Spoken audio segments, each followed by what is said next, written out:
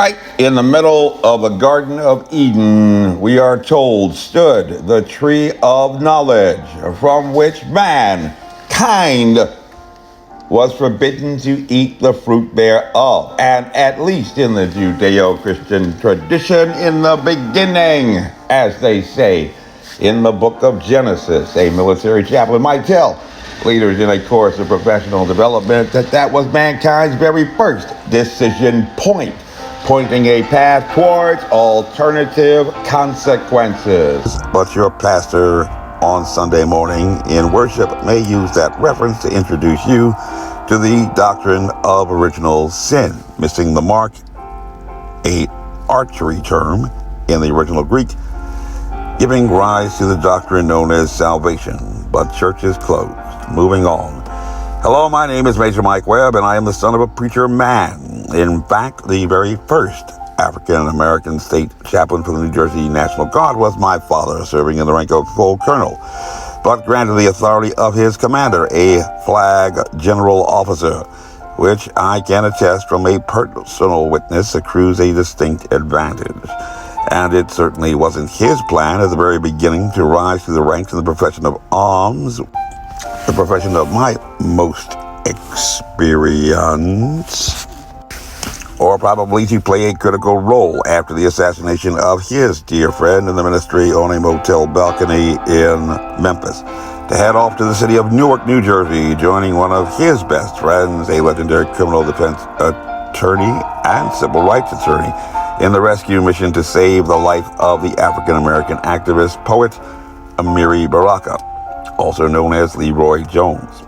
who had been pinned down in a public housing project in Newark and later taken to trial on gun possession charges. Growing up in a family primarily around women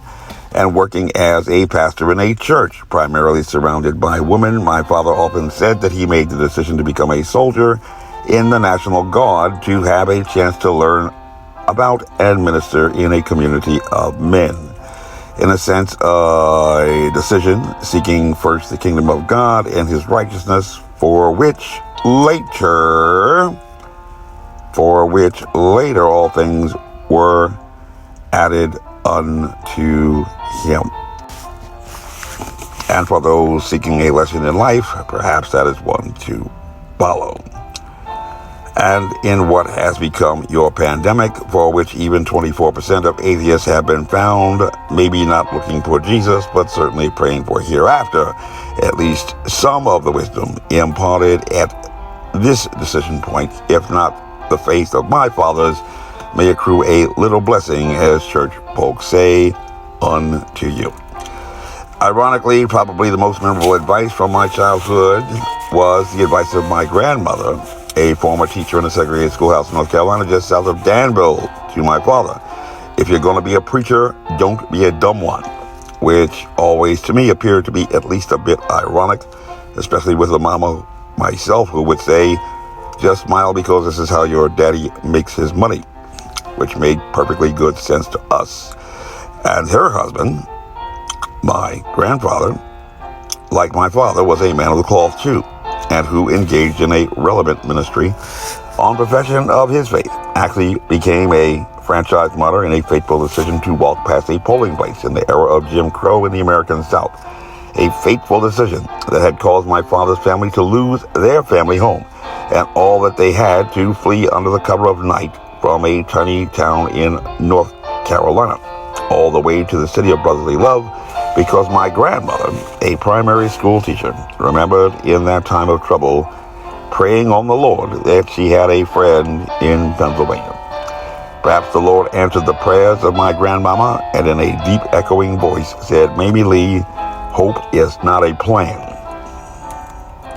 You'd be surprised how many kids, and not just babes in faith, missed that on the test. If you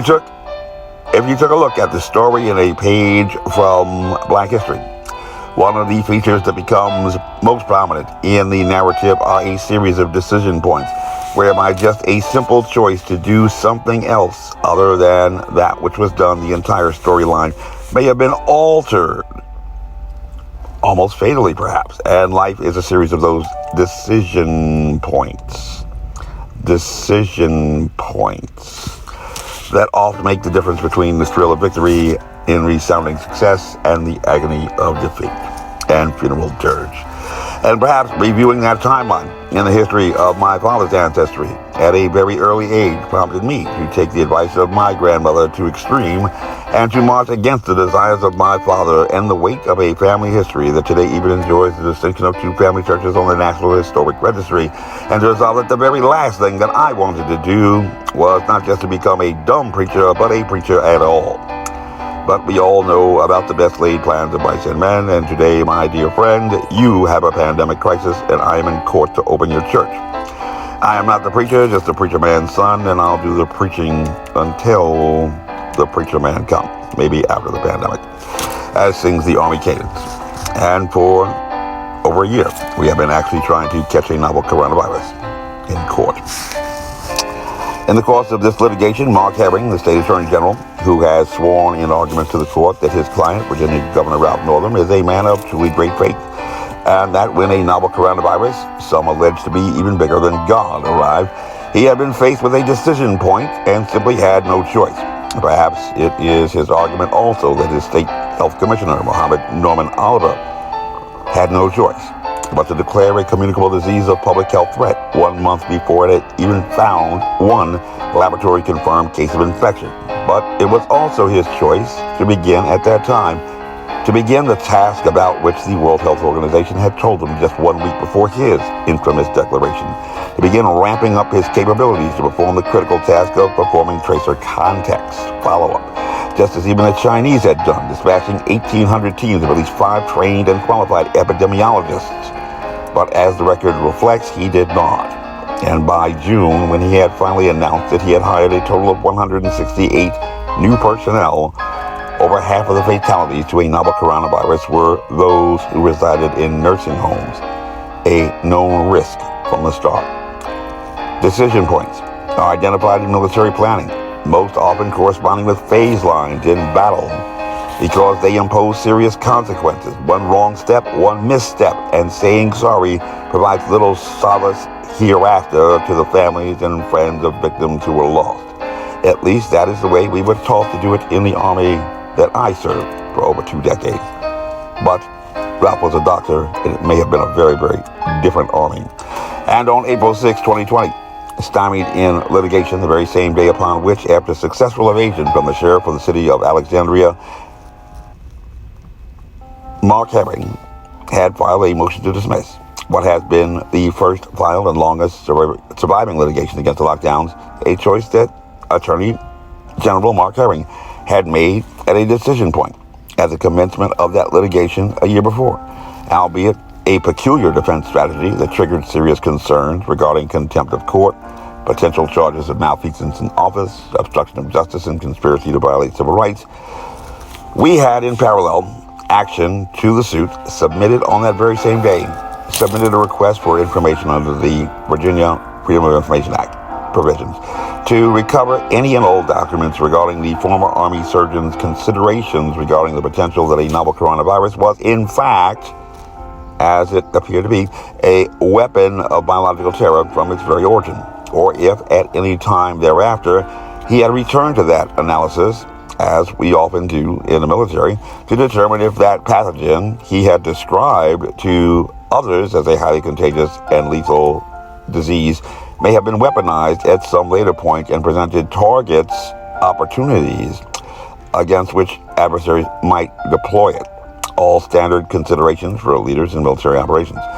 And regretfully, even though he often spoke of fighting a biological war beating his chest, and assured persons that as a veteran Army officer he had done everything and had everything under control, according to the immediate reply from the Virginia Department of Health just 2 days after our request, with no need for further thought or reflection, stated clearly and emphatically that they had never done this, raising many disturbing questions about that pathogen, that under the helm of the nation's only physician serving as a state governor, almost 11,000 lives to date have been lost, over half of whom are the elderly in nursing homes, a known risk from the very beginning of this public health crisis, finding one elderly care facility in South Boston with almost 200 cases of infection. COVID-19 has consistently been validated as a less than 5% infectious pathogen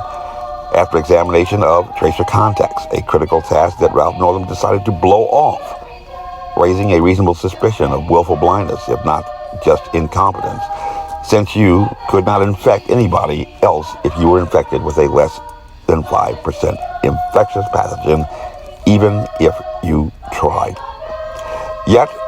today, we can only look at the fact that it was your body, and that he made that choice. Coughlin's rule, bury the dead, they only stink up the joint. Elections are all about adults making informed choices, and when you make bad choices or are uninformed, it is your responsibility. You should reasonably expect bad results. It's like science, and you are, we must assume, an intelligent adult. This briefing was unclassified. My name is Major Mike Webb, and by God, I am running for Arlington Public School Board. Let's keep Mike Webb away from our school. Honest.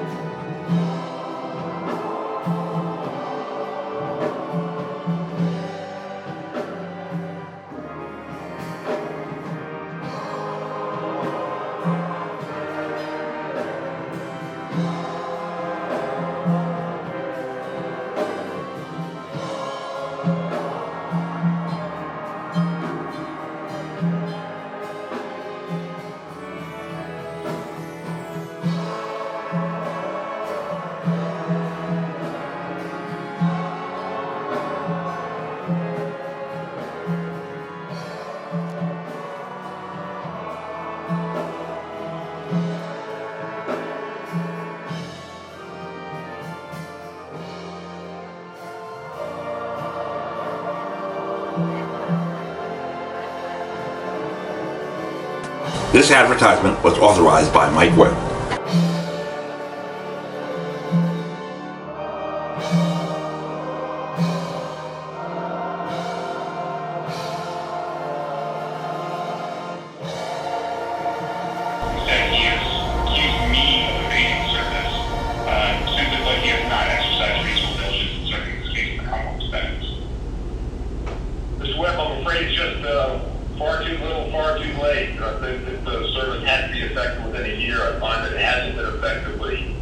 Made, so I'm going to enter the